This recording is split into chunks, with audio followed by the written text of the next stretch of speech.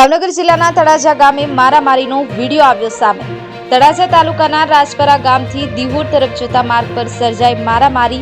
એક કાર ચાલક દ્વારા અકસ્માત થયા બાદ મામલો મારામારી સુધી પહોંચ્યો હતો।